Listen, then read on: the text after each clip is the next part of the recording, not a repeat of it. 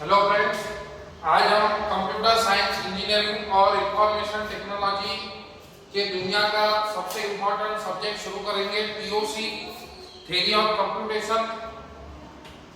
हर कोई इंसान नेटवर्किंग की दुनिया में जाता है, डेटाबेस की दुनिया में जाता है, लेकिन ये दुनिया में बहुत मुश्किल लोग जाते हैं क्योंकि ये लॉजिकल सब्जेक्ट है। ये सब्जेक्ट अपना पूरा लॉजिक बदल के रख देता है और सबसे बड़ी बात, गेट में ये सब्जेक्ट को 15 मार्क का वेटेज है, टीओसी, और इसके बाद एक कंपाइलर डिजाइनिंग का सब्जेक्ट आता, तो सिस्टम सॉफ्टवेयर कंपाइलर डिजाइनिंग का सब्जेक्ट आता। ये दोनों सब्जेक्ट मिला के 15 से 20 मार्क का वेटेज रखता है गेट में। तो टीओसी बहुत ही इंपॉर्टेंट सब्जेक्ट है। अगर ये सब्जेक्ट आपका कमजोर रह गया तो समझ जाना आपका कंप्यूटर इंजीनियरिंग के दुनिया में रह के कोई काम की बात नहीं रही। ये बहुत ही कीमती सब्जेक्ट है, कोर सब्जेक्ट है हमारे कंप्यूटर आईटी ब्रांच का। इसका नाम है टीओसी, फुल फॉर्म है थ्योरी ऑफ कंप्यूटेशन। अब नाम से बहुत चीजें समझ में आती है, जैसे क्रीम बिस्किट, तो नाम से समझ में आता है कि इसमें क्रीम होगा, तो वैसे ही नाम से बहुत कुछ चीजें समझ में आती है। थ्योरी ऑफ कंप्यूटेशन मतलब ये सब्जेक्ट में कंप्यूटेशन से रिलेटेड कुछ तो भी है। तो सबसे पहले आपको ये कंप्यूटेशन का मीनिंग समझ में आना चाहिए। कंप्यूटेशन शब्द का मीनिंग क्या होता है? सरल भाषा में, गावरानी भाषा में, एक कोई तो भी टास्क जो मशीन द्वारा एग्जीक्यूट किया जाए। जैसे हम कैलकुलेटर पे कुछ ऑपरेशन करते हैं तो उसको कंप्यूटेशन बोलते हैं। तो कैलकुलेटर एक मशीन है जो हमको एडिशन, सब्सट्रैक्शन, इनटू वगैरह करके दे दे। तो कोई भी टास्क जो मशीन द्वारा एग्जीक्यूट किया जाता है उसको बोलते हैं कंप्यूटेशन। तो अब यहाँ पे एक शब्द आया मशीन, तो वो मशीन की क्या कैपेबिलिटीज है उसकी स्टडी हमको थियोरेटिकली करनी है। वो मशीन कौन सी लैंग्वेज एक्सेप्ट करता है, वो मशीन कौन सी लैंग्वेज रिजेक्ट करता है, तो उसकी डिटेल स्टडी ये सब्जेक्ट है। तो यहाँ पे एक शब्द आ रहा मशीन, लैंग्वेज, तो एक एक चीज के ऊपर हम गहराई में जाएंगे। तो हम अब ये टीओसी सब्जेक्ट को थियोरेटिकली समझने की कोशिश कर रहे हैं, फिर हम प्रैक्टिकल पे जाएंगे।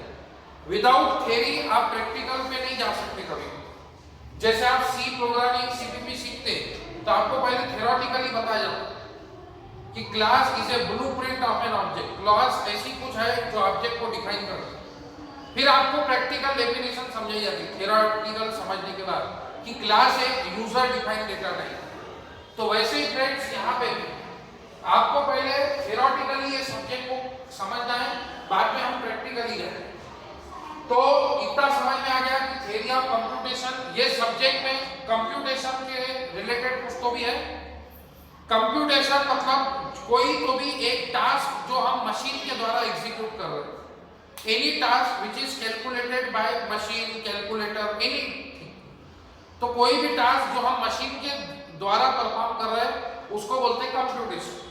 तो वो मशीन की क्या कैपेबिलिटीज है, क्या उसकी रेंज है, कौन से प्रकार की लैंग्वेज वो एक्सेप्ट करेगा, कौन से प्रकार की लैंग्वेज वो रिजेक्ट करेगा, वो सब हमको ये सब्जेक्ट में आने वाला है। तो अब ये लैंग्वेज क्या है, धीरे धीरे हम गहराई में जाते हैं। तो लैंग्वेज को बेसिकली दो टाइप में डिवाइड किया जाता है, एक नेचुरल लैंग्वेज और एक जिसको आप आर्टिफिशियल या फिर फॉर्मल लैंग्वेज भी बोल सकते, आर्टिफिशियल भी बोल सकते। अब आपको नेचुरल और आर्टिफिशियल को समझना होगा, कॉमन सेंस। नेचुरल मतलब जो कुदरती बनी हुई है, जिसको आपने और मैंने नहीं बनाया।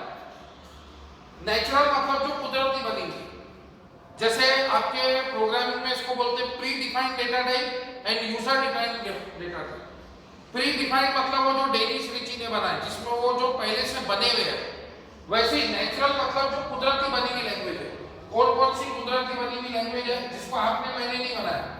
English language, Hindi language, Marathi language. हम महाराष्ट्र में रहते हैं इसलिए हम लोग ये तीन ही लैंग्वेज के बारे में बोलेंगे। अगर आप समझो तेलंगाना वगैरह में रहते हैं तो तेलुगु लैंग्वेज, मलयालम लैंग्वेज, ऐसे बहुत सारी। ये नेचुरल लैंग्वेज है, इसको आपने और मैंने नहीं बनाई, ये कुदरती बनाई है। और आर्टिफिशियल लैंग्वेज, फॉर्मल लैंग्वेज वो रहती जिसको हम लोग बनाते। तो टीओसी सब्जेक्ट का दूसरा नाम आता है, कुछ कुछ यूनिवर्सिटी में सब्जेक्ट टीओसी नहीं रहता, उसका नाम रहता है study of formal language. Study of formal language मतलब किसी ने अगर आपको पूछा कि हम लोग टीओसी में क्या पढ़ते हैं, तो उसमें आप बोल सकते हैं स्टडी ऑफ फॉर्मल लैंग्वेज। तो टीओसी की दुनिया आपको ये, जैसे आपकी नेचुरल लैंग्वेज की दुनिया है वैसे ही आपकी टीओसी की दुनिया है। नेचुरल लैंग्वेज में जैसे इंग्लिश, हिंदी, मराठी लैंग्वेजेस है, वैसे ही आर्टिफिशियल फॉर्मल लैंग्वेज है, उसके भी प्रकार है। उसकी 4 प्रकार की फॉर्मल लैंग्वेजेस आपको टीओसी में पढ़नी है। स्टडी ऑफ फॉर्मल लैंग्वेज, तो टीओसी में हम लोग क्या पढ़ेंगे? Study of formal language. तो 4 प्रकार की फॉर्मल लैंग्वेजेस की हमारे को स्टडी है। पहली है रेगुलर लैंग्वेज, जैसे ये नेचुरल लैंग्वेजेस के टाइप है वैसे ये फॉर्मल लैंग्वेजेस के टाइप्स है। तो 4 टाइप्स की फॉर्मल लैंग्वेजेस है जो हमको टीओसी में पढ़नी है। पहली है रेगुलर लैंग्वेज, सेकंड है, इसको आप शॉर्ट फॉर्म में आरएल बोल सकते हैं। नेक्स्ट है कॉन्टेक्स्ट फ्री लैंग्वेज, जिसको आप शॉर्ट फॉर्म में सीएफएल बोल सकते हैं।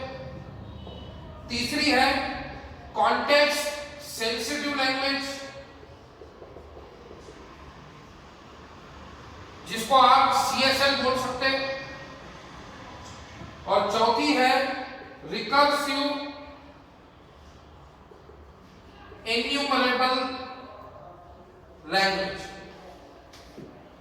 तो टीओसी के दुनिया में आपको ये 4 प्रकार की लैंग्वेजेस सीखनी,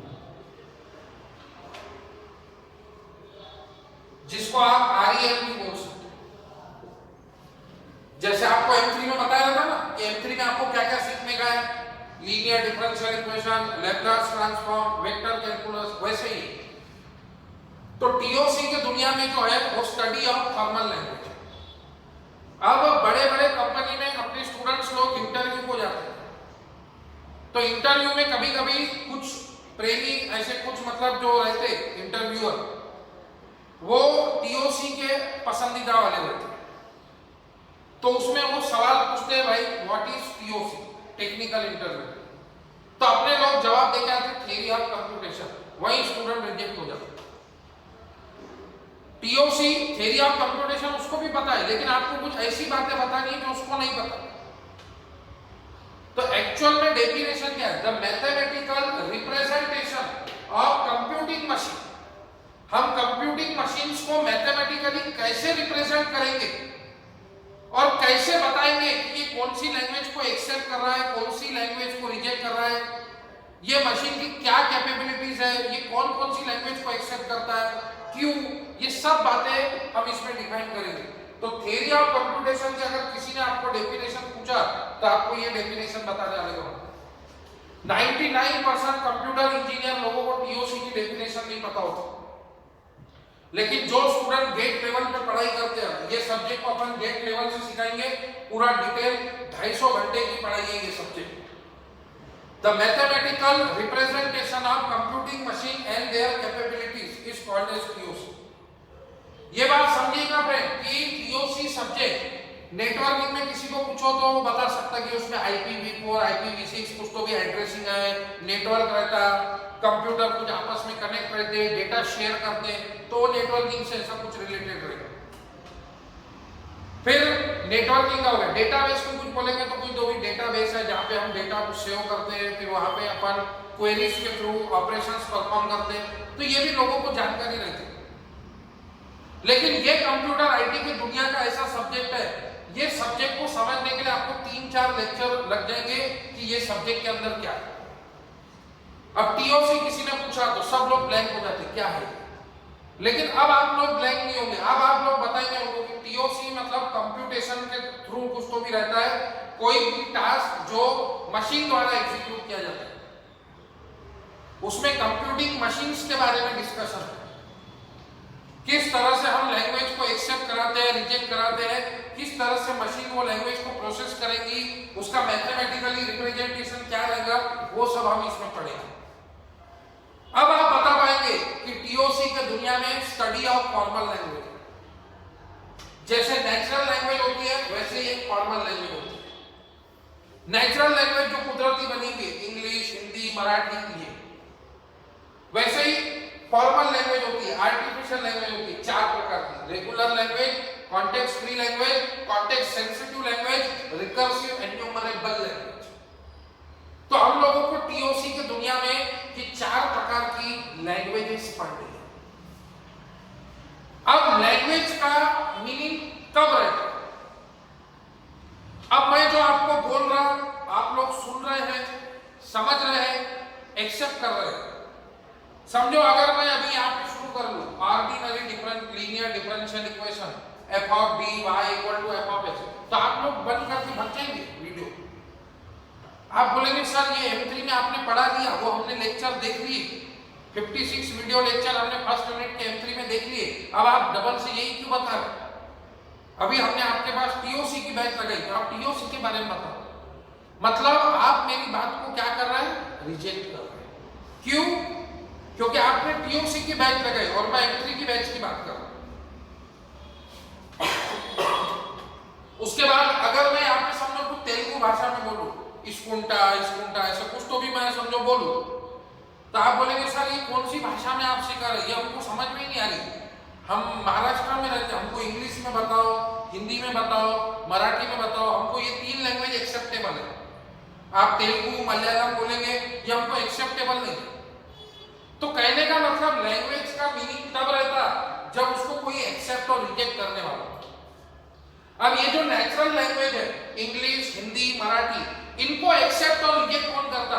तो इनको एक्सेप्ट और रिजेक्ट हम करते, ह्यूमन बीइंग। हम इंसान लोग इसको एक्सेप्ट और रिजेक्ट करते हैं। तो वैसे ही ये जो लैंग्वेज है, आर्टिफिशियल लैंग्वेज, फॉर्मल लैंग्वेज, इनको एक्सेप्ट और रिजेक्ट कौन करता? तो इनको एक्सेप्ट और रिजेक्ट करने के लिए है ऑटोमेटा। ऑटोमेटा की डेफिनेशन क्या है? ऑटोमेटा की डेफिनेशन क्या है? The mathematical representation of formal language. The mathematical representation The mathematical representation of formal language। ये आपको नोट्स पीडीएफ में मिल जाएगी, उसका टेंशन नहीं है। The mathematical representation of formal language is called as automata। Automata का काम वही है जो हम इंसान का काम है। मैं जो आपको बता रहा, आप लोग सुन रहे हैं, सही है तो एक्सेप्ट कर रहे हैं, गलत है तो रिजेक्ट कर रहे हैं। वैसे ही ऑटोमेटा ये लैंग्वेज को एक्सेप्ट और रिजेक्ट करने का काम करता है। हर लैंग्वेज के पास अपना ऑटोमेटा होता है। जैसे इंग्लिश लैंग्वेज, कोई इंसान सही बोल रहा है कि नहीं, तो आप क्या करेंगे? वो इंग्लिश आदमी को बुलाएंगे जिसकी इंग्लिश परफेक्ट हो। ऐसा नहीं कि वो बोल रहा आई कम, यू गो, कुछ भी बोल रहा चल जा, ऐसे नहीं चलता। कोई इंसान हिंदी लैंग्वेज सही बोल रहा है कि नहीं, आप हिंदी इंसान को बुलाएंगे। कोई मराठी लैंग्वेज सही बोल रहा है कि नहीं, मराठी इंसान को बुलाएंगे। कोई गुजराती लैंग्वेज सही बोल रहा है कि नहीं, गुजराती इंसान को बुलाएंगे। वैसे ही हर लैंग्वेज के पास अपना अपना इंसान है। इंग्लिश लैंग्वेज को समझने के लिए इंग्लिश इंसान है, हिंदी लैंग्वेज को हिंदी इंसान है, मराठी लैंग्वेज को समझने के लिए मराठी इंसान है, तेलुगु लैंग्वेज को समझने के लिए तेलुगु इंसान है। वैसे ही ये रेगुलर लैंग्वेज को समझने के लिए जो ऑटोमेटा है, उसका नाम है फाइनाइट ऑटोमेटा, जो हमारा फर्स्ट यूनिट है। कॉलेज में डायरेक्ट ये शुरू करते हैं फाइनाइट ऑटोमेटा। काय को फाइनाइट ऑटोमेटा पढ़ा रहे हैं, क्यों पढ़ा रहे हैं, कुछ समझ में नहीं आता लोगों। तो रेगुलर लैंग्वेज को एक्सेप्ट और रिजेक्ट कराना है, तो उसके लिए फाइनाइट ऑटोमेटा मशीन है। ये मशीन रेगुलर लैंग्वेज को एक्सेप्ट करती है। उसके बाद कॉन्टेक्स्ट फ्री लैंग्वेज को समझने के लिए पीडीए, पुश डाउन ऑटोमेटा है, पुश डाउन ऑटोमेटा। जैसे यहाँ पे हर लैंग्वेज के पास अपना इंसान है। इंग्लिश लैंग्वेज को बेहतर समझने के लिए इंग्लिश इंसान है, हिंदी लैंग्वेज को समझने के लिए हिंदी इंसान है, तेलुगु लैंग्वेज को समझने के लिए तेलुगु इंसान है। वैसे ही यहाँ पे भी हर लैंग्वेज को समझने के लिए अपना अपना ऑटोमेटा है। कॉन्टेक्स्ट सेंसिटिव लैंग्वेज को समझने के लिए एलबीए, लीनियर बाउंडेड ऑटोमेटा।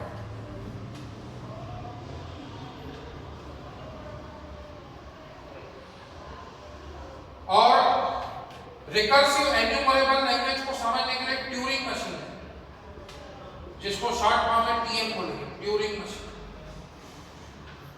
तो जैसे नेचुरल लैंग्वेज होती है वैसे ही फॉर्मल लैंग्वेज होती है। जैसे नेचुरल लैंग्वेज को समझने के लिए हम ह्यूमन बीइंग है, इंसान है, वैसे ही फॉर्मल लैंग्वेज को समझने के लिए ऑटोमेटा है। ऑटोमेटा बोले तो machine, it is an recognising device. सही है तो एक्सेप्ट करो, गलत है तो रिजेक्ट करो। तो जैसे हर लैंग्वेज के पास अपना अपना इंसान होता है, वैसे हर लैंग्वेज के पास अपना अपना ऑटोमेटा होता है।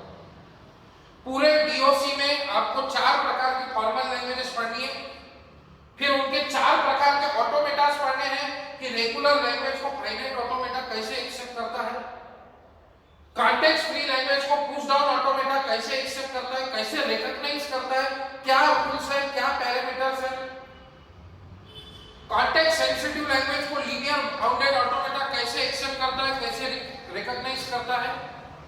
उसके बाद रिकर्सिव एन्यूमरेबल लैंग्वेज को ट्यूरिंग मशीन कैसे एक्सेप्ट और रिजेक्ट करता है, कैसे रिकॉग्नाइज करता है, ये आपको समझना है। तो 4 प्रकार की फॉर्मल लैंग्वेज सीखनी है, 4 प्रकार के ऑटोमेटा सीखनी है और उनकी 4 प्रकार की ग्रामर सीखनी है। अब what do you mean by grammar? Grammar बोले तो सेट ऑफ रूल्स। एक शब्द में अगर बात करूं तो ग्रामर बोले तो रूल्स।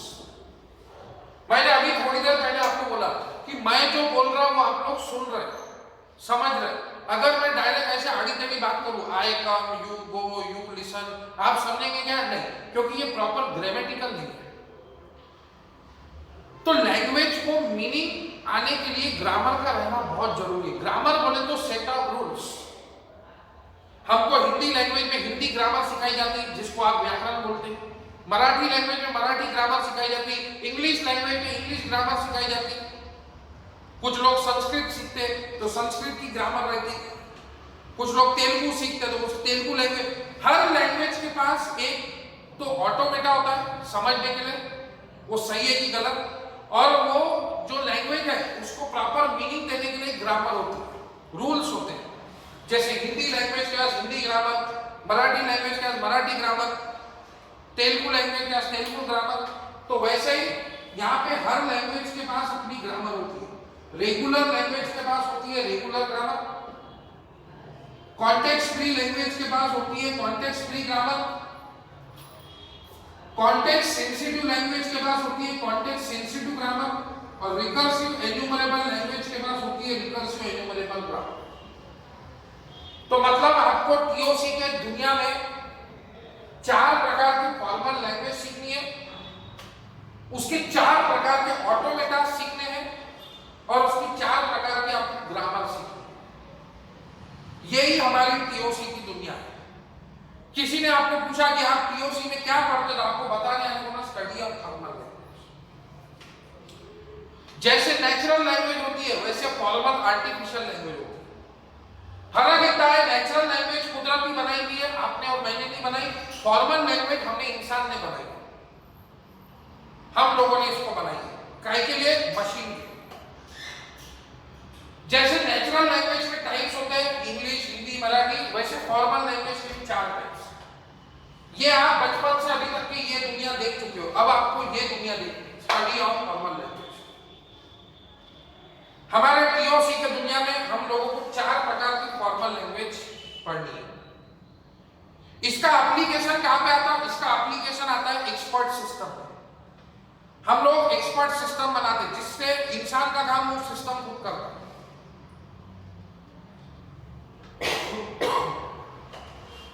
अब कुछ लोग जैसे बोलते हैं कि हम डीमार्ट गए, उन्होंने ऐसे स्कैन किया, वो बिल आ गया। वो कैसे हुआ? ये तो जादू हो गया। नहीं, जादू नहीं हुआ, वो एक्सपर्ट सिस्टम हुआ। उसमें सेंसर लगे थे, उसने उसको सेंस किया और वो इनपुट लिया और वहां पे उसने उसका आउटपुट प्रिंट किया। तो वैसे ही एक्सपर्ट सिस्टम में हमारे को उसको लैंग्वेजेस देनी पड़ती है और उसका मॉडल डिफाइन करना पड़ता है। तो उसके लिए ये 4 प्रकार की फॉर्मल लैंग्वेज बनाई गई है।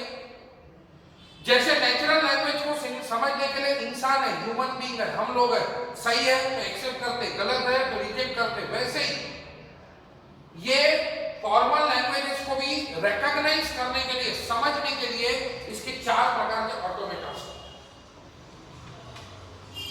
फिर हम जो बोल रहे हैं उसको एक प्रॉपर मीनिंग होना चाहिए, वो प्रॉपर ग्रामेटिकल होना चाहिए, कुछ रूल्स से बना हुआ होना चाहिए, तभी वो किसी को समझ में आएगा। अगर हम प्रॉपर ग्रामेटिकल नहीं बोलेंगे, आई कम यू को इस प्रकार से बोलेंगे तो वो किसी को समझ में नहीं आएगा। तो प्रॉपर मीनिंग डिफाइन देने के लिए उसके लिए ग्रामर का रहना बहुत जरूरी है।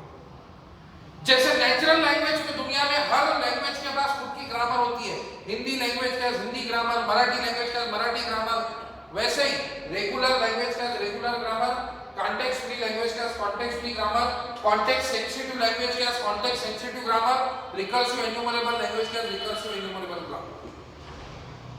अब यहाँ पे आखिरी सवाल लोग पूछते हैं, सर इन सबका आपस में कोई रिलेशन है क्या? How relation? नेचुरल लैंग्वेज में रिलेशन नहीं रहता, ये लैंग्वेजेस आपस में कनेक्टेड नहीं है। लेकिन ये जो आर्टिफिशियल लैंग्वेज है जिसको हम इंसानों ने बनाया है, इनका आपस में रिलेशन। अब ये आपस में क्या रिलेशन से कनेक्टेड है ये अपने को देखते हैं। तो उसके लिए अभी देखेंगे अपन कि आपस में क्या रिलेशन से कनेक्टेड है। तो आज मैंने आपको टीओसी सब्जेक्ट का इंट्रोडक्शन दिया, थ्योरी ऑफ कंप्यूटेशन। कंप्यूटेशन मतलब कोई तो भी टास्क जो मशीन द्वारा एग्जीक्यूट किया जाए, उसकी डेफिनेशन याद रखना। द मैथमेटिकल, बोलते जाओ मेरे साथ तभी आपको याद होगी। The mathematical representation of computing machine and their capabilities is called as TOC. किसी ने आपको पूछा आप लोग टीओसी में क्या करते हो, तो हम लोग स्टडी ऑफ फॉर्मल लैंग्वेज पढ़ते हैं। लैंग्वेज डिटेल बताना दो प्रकार की रहती है, नेचुरल और फॉर्मल या आर्टिफिशियल बोल दो। नेचुरल लैंग्वेज जो कुदरती बनी हुई है, जिसको आपने और मैंने नहीं बनाया, भगवान ने बनाया। और ये फॉर्मल और आर्टिफिशियल लैंग्वेज जिसको हमने बनाया। तो टीओसी के दुनिया में हमको चार प्रकार की फॉर्मल लैंग्वेज पढ़नी है, regular language, context free language, context sensitive language, recursive enumerable language. फिर ये लैंग्वेज का फायदा क्या है जब इसको कोई समझने वाला, जैसे इंग्लिश लैंग्वेज को इंग्लिश इंसान समझता, हिंदी लैंग्वेज को हिंदी इंसान समझता, वैसे ही रेगुलर लैंग्वेज को कौन समझता? तो ये फॉर्मल लैंग्वेजेस को समझने के लिए रहते हैं ऑटोमेटा। ऑटोमेटा क्या है? मशीन है। It is an recognising device जो सही लैंग्वेजेस को एक्सेप्ट करता है, गलत लैंग्वेजेस को रिजेक्ट करता है। जैसे मैं आपको समझा रहा हूं, कुछ बता रहा हूं, तो आप समझ रहे हो, आप एक्सेप्ट कर रहे हो, आप ऐसे बोलेंगे यस, हाँ समझ लो। कुछ आपको नहीं समझा, नहीं रिजेक्ट, काय मतलब नहीं समझ। तो वैसे ही सही को आप जैसे एक्सेप्ट करते, गलत को रिजेक्ट करते। मैंने अभी बताया, मैं M3 का अगर पढ़ा हूं f(dy), तो आप बोलेंगे सर हम टीओसी के बैच में बैठे, M3 के बैच में नहीं बैठे, आप रिजेक्ट करेंगे। तो वैसे ही रेगुलर लैंग्वेज को एक्सेप्ट करने के लिए फाइनाइट ऑटोमेटा मशीन है। कॉन्टेक्स्ट फ्री लैंग्वेज को एक्सेप्ट करने के लिए पुश डाउन ऑटोमेटा मशीन है। कॉन्टेक्स्ट सेंसिटिव लैंग्वेज को समझने के लिए लीनियर बाउंडेड ऑटोमेटा मशीन है। और रिकर्सिव एन्यूमरेबल लैंग्वेज को समझने के लिए ट्यूरिंग मशीन। फिर हर लैंग्वेज के पास अपनी ग्रामर होती है प्रॉपर मीनिंग डिफाइन करने के लिए। ग्रामर बोले तो सेट ऑफ रूल्स, जैसे हिंदी लैंग्वेज का हिंदी ग्रामर, मराठी लैंग्वेज का मराठी ग्रामर, वैसे ही यहाँ पे रेगुलर लैंग्वेज का regular grammar, context free language का context free grammar, context sensitive language का context sensitive grammar, recursive enumerable language का रिकर्सिव एन्यूमरेबल ग्रामर। फिर अब इनका आपस में रिलेशन क्या है, तो वो समझने के लिए थोड़ी सी 1 मिनट आपको समझना पड़ेगा। ये जो सब्जेक्ट है टीओसी, इसका बेस क्या है, ये काय के ऊपर से डिफाइंड है। तो जो हमने मैथ्स में सेट थ्योरी पढ़ा है, सेट थ्योरी, ये उससे रिलेटेड सब्जेक्ट है। तो सेट थ्योरी आपको पता होना चाहिए। तो हम लोग सेट थ्योरी पढ़ चुके हैं, उसमें आप समझो ए एक सेट है, उसमें एलिमेंट है 1 2, और समझो बी एक सेट है, उसमें एलिमेंट है 1 2 3 4। तो सेट थ्योरी में आप बोलते हैं A is the subset of B, मतलब जो बातें ए में है वो बी में भी है, लेकिन बी में कुछ एडवांस बातें। तो आप इसको डायग्रामेटिकली ऐसे रिप्रेजेंट करो सेट थ्योरी। मतलब इसका मीनिंग क्या है, जो बातें ए में है, जो एलिमेंट्स ए में है वो बी में भी है, लेकिन बी में कुछ एडवांस है। वैसे ही इनका रिलेशन समझने के लिए, इसका रिलेशन जिसने दिया उसका नाम है चोम्स्की हियरार्की।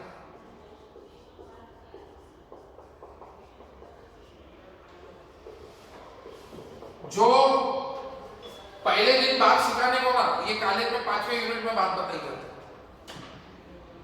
फिर लोगों को समझ में आता कि हम लोग पहला यूनिट फाइनाइट ऑटोमेटा क्यों सीखते। तो ये चारों फॉर्मल लैंग्वेजेस में रिलेशन है। सबसे पहले जो फॉर्मल लैंग्वेजेस बनी उसका नाम था रेगुलर लैंग्वेज। फिर इसमें कुछ ड्रॉबैक्स पाए गए, कुछ लिमिटेशंस पाए गए। अब एक चीज में ड्रॉबैक आता तो अपन उसका नया वर्जन बनाते। जैसे माइक्रो प्रोसेसर, सबसे पहला माइक्रो प्रोसेसर कौन सा? 8086 या 8088। फिर उसके ऊपर उसका एडवांस, फिर और एडवांस, फिर और एडवांस होता है 80186, फिर वो पेंटियम 1, पेंटियम 2, फिर ड्यूअल कोर, कोर 2 डियो, ऐसे बढ़ते हैं। तो वैसे ही सबसे पहले रेगुलर लैंग्वेज बनी, फिर इसमें कुछ ड्रॉबैक पाए गए तो इसके ऊपर बनी कॉन्टेक्स्ट फ्री लैंग्वेज। इसका रिलेशन ऐसा क्यों है? क्योंकि ये अभी मैंने आपको समझाया, all A's are B's but all B's are not. जो बातें रेगुलर में वो कॉन्टेक्स्ट फ्री में भी है, लेकिन इसमें कुछ और एडवांस बातें, मतलब इसके कुछ ड्रॉबैक इन्होंने कवर कर दिए, इसलिए ये एडवांस लेवल पर आ गया। फिर कॉन्टेक्स्ट फ्री लैंग्वेज में भी कुछ ड्रॉबैक्स पाए गए, तो फिर बनी कॉन्टेक्स्ट सेंसिटिव लैंग्वेज। जो बातें इन दोनों में है वो इसमें भी है, लेकिन इसमें कुछ और एडवांस बात है। उसके बाद बनी सबसे लास्ट रिकर्सिव एन्यूमरेबल लैंग्वेज। जो बात इन तीनों में है वो इसमें भी है, लेकिन इसमें एडवांस और बात है। यहां आके सारे ड्रॉबैक्स लगभग कवर हो गए। तो टीओसी के दुनिया में ये आपको 4 प्रकार की फॉर्मल लैंग्वेज पढ़ी है। ये आपकी 4 प्रकार की फॉर्मल लैंग्वेजेस है और इनका आपस में ये रिलेशन है। जो बातें रेगुलर, कॉन्टेक्स्ट फ्री, कॉन्टेक्स्ट तीनों में, वो इसमें भी है, लेकिन इसमें एडवांस, सबसे एडवांस ये, उससे कम एडवांस ये, उससे कम एडवांस ये, उसका कम एडवांस। अब ये 4 प्रकार की फॉर्मल लैंग्वेज को समझने के लिए, रिकॉग्नाइज करने के लिए इनके ऑटोमेटास है। रेगुलर लैंग्वेज को समझने के लिए है फाइनाइट ऑटोमेटा। फिर कॉन्टेक्स्ट फ्री लैंग्वेज को समझने के लिए है push down automata, PD, push down automata. अब पुश डाउन ऑटोमेटा में मतलब जो बातें फाइनाइट ऑटोमेटा में है वो पुश डाउन ऑटोमेटा में भी है, लेकिन उसमें एडवांस बात है।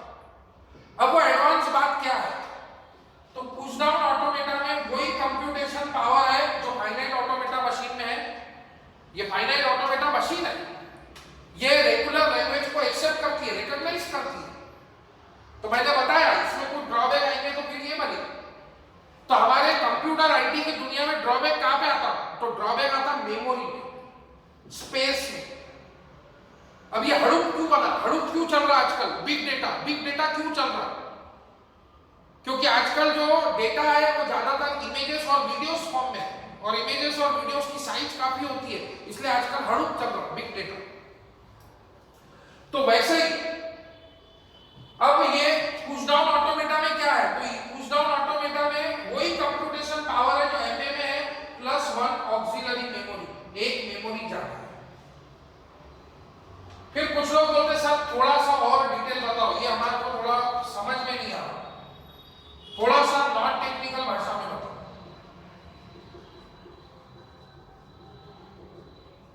तो समझो एक गरीब इंसान है, सादा इंसान, जो बेचारा रोज कमाता रोज खाता,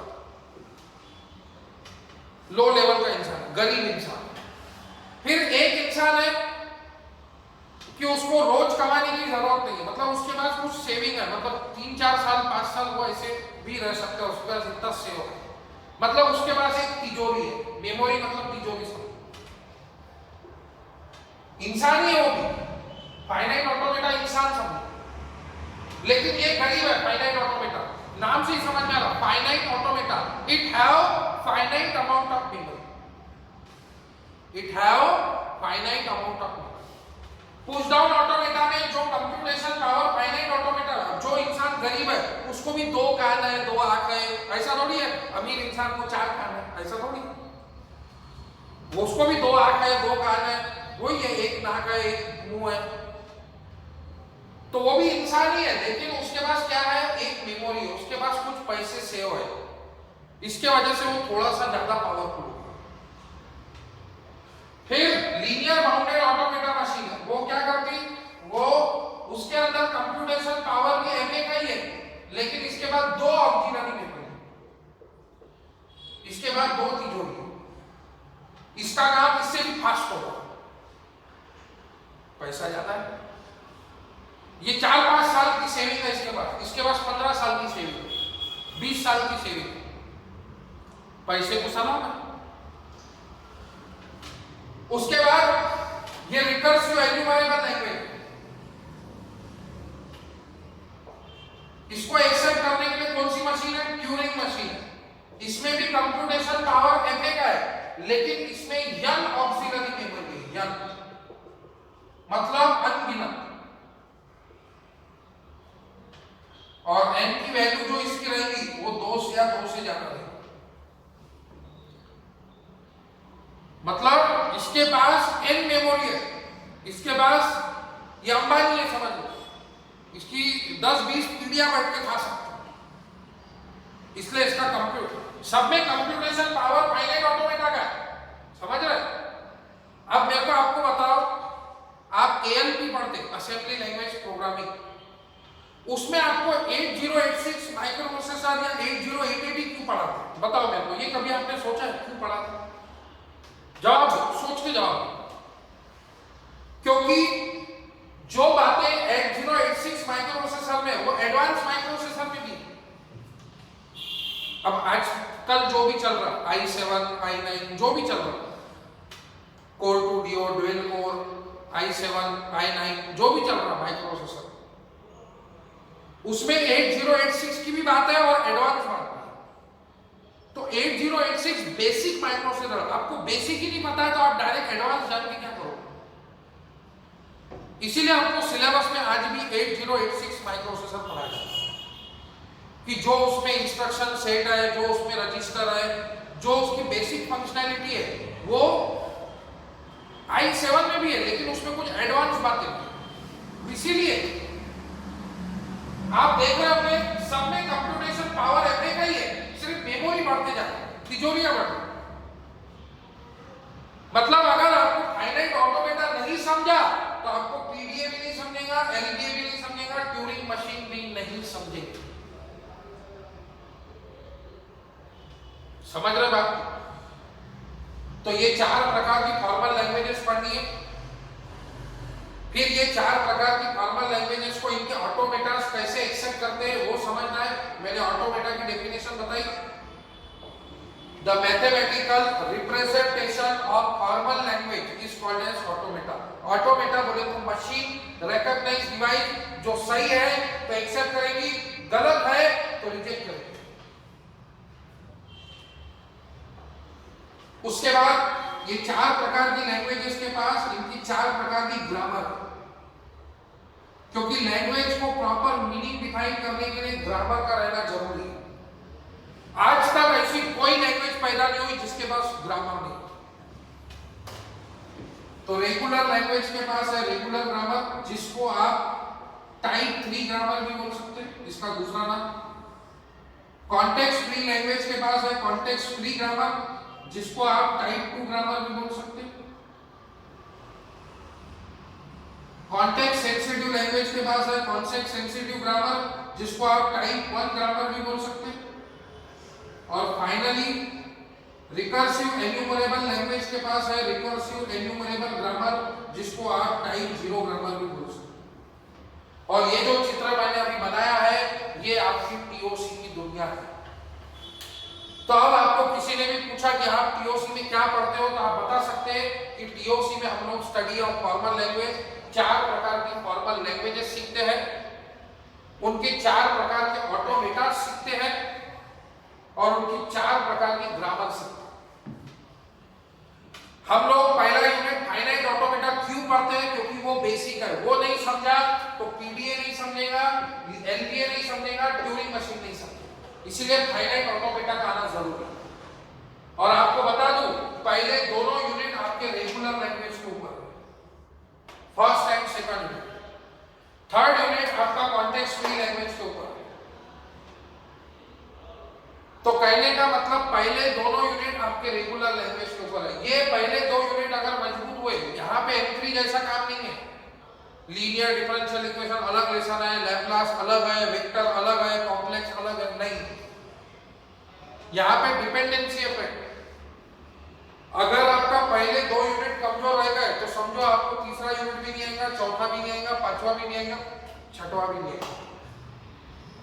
टीओसी की जान बेस है पहले दो यूनिट। तो टीओसी में ये चार प्रकार के आप नॉर्मल लैंग्वेज सीखेंगे, उनके चार प्रकार के ऑटोमेटा सीखेंगे और उनकी चार प्रकार की ग्रामर सीखेंगे। ये हो गया पूरा थ्योरेटिकल नॉलेज। अभी इसका प्रैक्टिकल नॉलेज शुरू करना बाकी। तो आज के वीडियो लेक्चर में मैंने आपको ये सब्जेक्ट का इंट्रोडक्शन दिया। दो तीन वीडियो लेक्चर में आपको इसका कंसेप्ट, इसका बेसिक ही समझाऊंगा। एक्चुअल में ये सब्जेक्ट में क्या है वो मैं आपको बताऊंगा। फिर उसके बाद हम लोग अपना फर्स्ट यूनिट शुरू करेंगे फाइनाइट ऑटोमेटा। बहुत सारे कॉलेजेस में डायरेक्ट ये फर्स्ट यूनिट शुरू कर देते हैं फाइनाइट ऑटोमेटा, ये ऐसा डीएफए है, ये ऐसा एनएफए है, फिर किसी को कुछ समझता नहीं। ये पता होना जरूरी है कि हम लोग फाइनाइट ऑटोमेटा क्यों पहले पढ़ रहे हैं, क्यों पहला यूनिट फाइनाइट ऑटोमेटा है। फाइनाइट ऑटोमेटा है क्या? तो ये एक ऑटोमेटा है, एक मशीन है, एक रिकॉग्नाइजिंग डिवाइस है जो रेगुलर लैंग्वेज को एक्सेप्ट करता है। फिर उसकी रेगुलर ग्रामर कैसे बनती है, क्या है, ये अपने को पूरा डिटेल समझ में आना चाहिए। क्योंकि जब तक आपको रेगुलर लैंग्वेज समझेंगी नहीं तब तक आप उसके ऊपर से जानेंगे नहीं। आप किसी के साथ रहते हो तो आप जानते हो इसमें अच्छाई क्या है, इसमें बुराई क्या है, इसके क्या ड्रॉबैक है। ये ड्रॉबैक अगर ये बंदा छोड़ दे तो ये और ऊपर उठ सकता है, ऐसे आप सोचते हो। वैसे जब तक आप ये रेगुलर लैंग्वेज को नहीं जानेंगे तब तक इसके ड्रॉबैक नहीं पता चलेगा। और उसके ड्रॉबैक से फिर कॉन्टेक्स्ट फ्री लैंग्वेज में क्या इंप्रूवमेंट किए गए, क्यों वो इससे एडवांस है, ये आपको फिर समझ में आएगा। अब कुछ लोग बोलते हैं कि सर इसका जो रिलेशन आपने समझाया ये समझ में आ गया कि जो बातें ए में है वो बी में भी है, लेकिन बी में एडवांस बातें। ए में एलिमेंट 1 2 है, बी में 1 2 3 4, 1 2 भी है, 3 4 एडवांस है। लेकिन कुछ लोग बोलते हैं सर ये रिलेशन को थोड़ा सा और नॉन टेक्निकल भाषा में बताओ जिससे और गहराई में समझ में आए। तब इसी रिलेशन को मैं आपको नॉन टेक्निकल भाषा में समझाता और आप जिंदगी भर ये बात याद रखेंगे, जिंदगी भर। ध्यान से सुनना दोस्तों। समझो ये जो रेगुलर लैंग्वेज है, अपने को यहां से राजकमल जाने का, अपने क्लास से राजकमल जाने का। कॉन्टेक्स्ट फ्री लैंग्वेज मतलब यहां से आपको परतवाड़ा, मोशी 50-60 किलोमीटर के मतलब दूरी पे जाना है। रेगुलर लैंग्वेज मतलब 1-2 किलोमीटर के दूरी पे जाना है, राजकमल वगैरह। कॉन्टेक्स्ट फ्री लैंग्वेज मतलब समझो आपको यहां से परतवाड़ा या मोशी जाने का 50-60 किलोमीटर की दूरी। कॉन्टेक्स्ट सेंसिटिव लैंग्वेज मतलब आपको यहां से समझो अमृतसर वगैरह जाने का 500-600 किलोमीटर दूर। और रिकर्सिव एन्यूमरेबल लैंग्वेज मतलब आपको दूसरे देश जाना है, लंदन, यूरोप, कहीं तो भी दूसरे देश में आपको जाना है। फाइनाइट ऑटोमेटा को कंसीडर करो, ये आपकी टू व्हीलर है, आपकी बाइक है या आपकी मोपेड गाड़ी है या आपकी स्कूटी है, जो भी आप पकड़ लो, कोई भी टू व्हीलर गाड़ी ले लो। पुश डाउन ऑटोमेटा को आप समझो ये आपकी 4 व्हीलर है या आपकी कार वगैरह। लीनियर बाउंडेड ऑटोमेटा को आप ट्रेन कंसीडर करो, ट्रेन है। और ट्यूरिंग मशीन को आप फ्लाइट, एरोप्लेन कंसीडर करो, हेलीकॉप्टर कंसीडर करो, जो भी है। अब मेरे को आप ये बात सोच समझ के जवाब देना, क्योंकि यहाँ पे लोग सवाल उठाते, आप लोग नहीं उठाते दोस्त, लेकिन कुछ लोग सवाल पूछते कि सर जो बातें फाइनाइट ऑटोमेटा, पीडीए, एलबीए में वो ट्यूरिंग मशीन में भी है।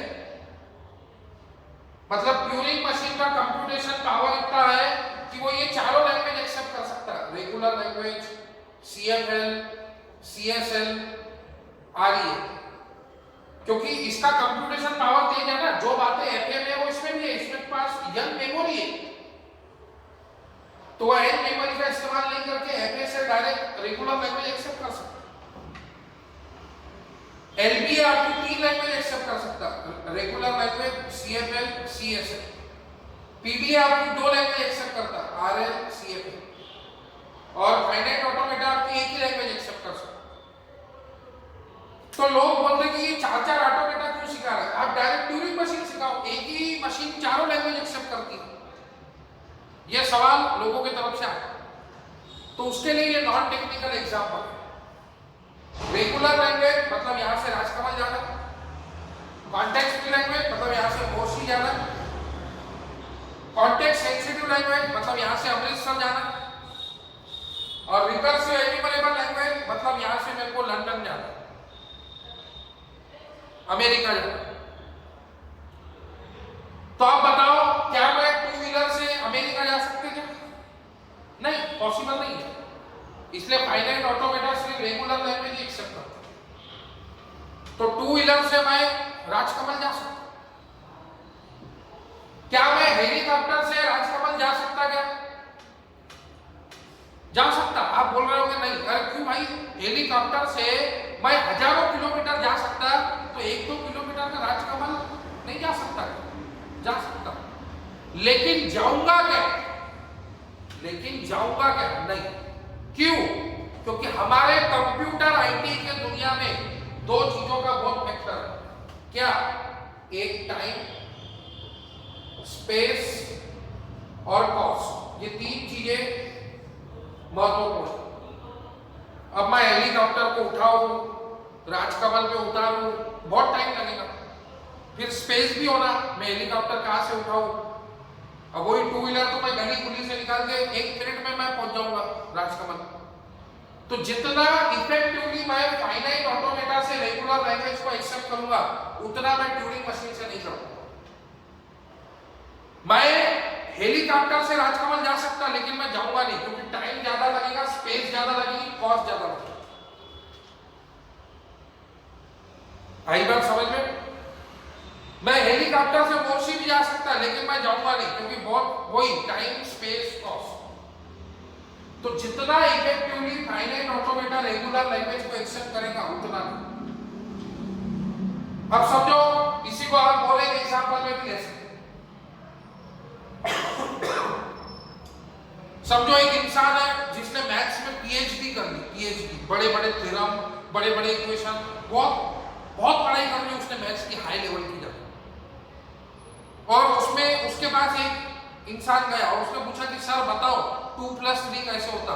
तो वो एकदम से 5 बोलेगा क्या? पहले आप सोच के बताओ। नहीं बोलेगा। क्यों? वो बोलेगा यार मैं PhD लेवल का इंसान, मैंने मैथ्स के बड़े-बड़े थ्योरम सॉल्व कर लिए, मैंने बड़े-बड़े थ्योरम खुद से बनाए, और ये मेरे को 2+3 पूछ रहा। उतना इफेक्टिवली जवाब नहीं। वही अगर आप छोटे बच्चे को पूछेंगे, हे 2+3 क्या होता? एकदम चलेगा 5। क्यों? क्योंकि वो उसके लेवल का सवाल है। आप PhD वाले लेवल को ऐसे बचकाने लेवल के सवाल नहीं पूछ सकते। आप कोई बचकाने लेवल का सवाल पूछेंगे तो कोई हंस देगा, अरे ये क्या पूछ रहा है। तो कहने का मतलब, जितना इफेक्टिवली, जितने कम समय में, जितने कम स्पेस में, जितने कम कॉस्ट में फाइनाइट ऑटोमेटा रेगुलर लैंग्वेज को एक्सेप्ट करेगा, उतने इसमें कोई नहीं करेगा। जितने कम समय में, कम स्पेस में, कम कॉस्ट में PDA, CFL को एक्सेप्ट करेगा, उतने कोई नहीं करेगा। इसीलिए हर लैंग्वेज के अपने ऑटोमेटा की अपने को स्टडी करनी है। तो ये नॉन टेक्निकल एग्जांपल के ऊपर आप चिंतन कीजिए, आपके सारे कंसेप्ट ऑटोमेटिक क्लियर हो गए। आई बात समझ में? यस। तो बाकी बातें हम लोग नेक्स्ट वीडियो लेक्चर में देखेंगे। हम इसके प्रैक्टिकल कंसेप्ट वगैरह देखेंगे। Thank you friends.